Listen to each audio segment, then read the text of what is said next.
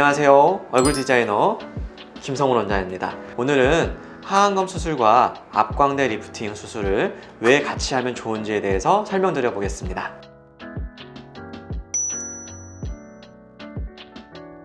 노화가 진행이 되면 하안검에 보통은 꺼지는 부분과 튀어나온 지방주머니 때문에 오시는 분들이 많이 계세요. 하지만 사실 눈꺼풀 아래 지방주머니나 꺼진 부분만 있는 것이 아니고 그 아래쪽에 있는 우리 광대와 앞볼을 유지하는 이런 조직들이 늘어지면서 처지는 그런 경향들이 나타나게 되는데요.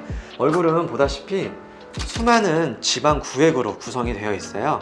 이 수많은 지방 구획들이 얼마나 잘 유지를 하고 있고 얼마나 처지느냐에 따라서 노화가 다르게 나타날 수가 있게 되는데요. 이런 지방 구획들은 깊은 심부 조직과 그다음에 얕은 층에 있는 표재성 그런 조직들이 있는데 중력 방향으로 대부분은 처진다고 생각을 하시면 되겠어요.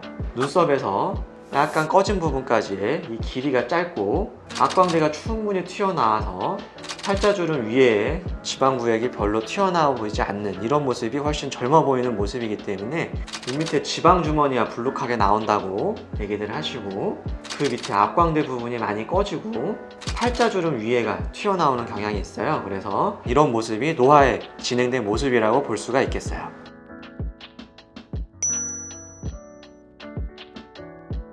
아랫 눈꺼풀 수술을 하는 거를 하안검 수술이라 얘기를 하고요. 속눈썹에 붙여서 피부 절개를 하게 되고요. 눈의 길이 밖으로도 약 1.5cm에서 길게는 2cm 정도까지 밖으로 조금 절개선은 더 나가게 되고요. 그다음 눈 밑에 꺼진 부분이 있는데 이 부분을 눈물고랑이라고 얘기를 하고요.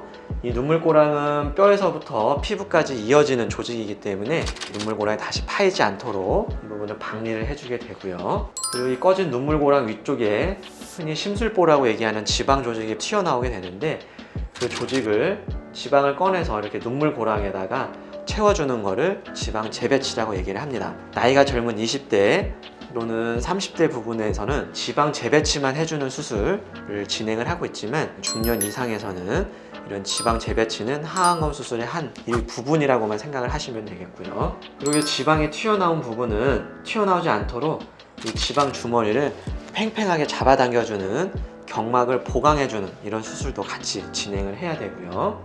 앞광대가 꺼지고 지방이 처지다 보니까 팔자주름 위에가 많이 튀어나오는 경향이 있어요.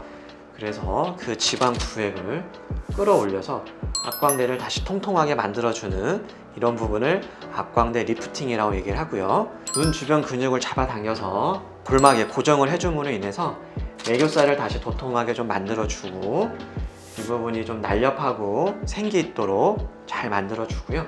마지막으로 남는 피부는 조금 제거를 하게 됩니다.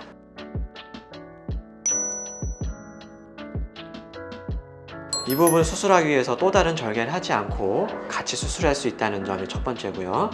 두 번째는 하안검 수술은 여기에서 딱 이 눈구멍 뼈가 있는 이 부분만 수술을 진행을 하게 되는데 이 부분과의 단차가 살짝은 남게 돼요. 그래서 그 부분을 보강하기 위해서 지방 이식이나 필러를 또 추가적으로 하게 되는 경우가 있기 때문에 앞광대에서 지방 구획을 끌어오게 되면은 이런 단차 부분도 어느 정도 상쇄시킬 수 있기 때문에 같이 하게 되면 보다 더 좋은 효과를 나타낼 수가 있겠고요. 세 번째는 안면거상 수술로도 해결이 안 되는 부분이 바로 중안면부이기 때문에 하안검 수술을 할 때 같이 진행을 하시게 되면은 훨씬 더 좋고 한 번에 더 효과를 낼 수 있다 이렇게 생각을 할 수가 있겠어요.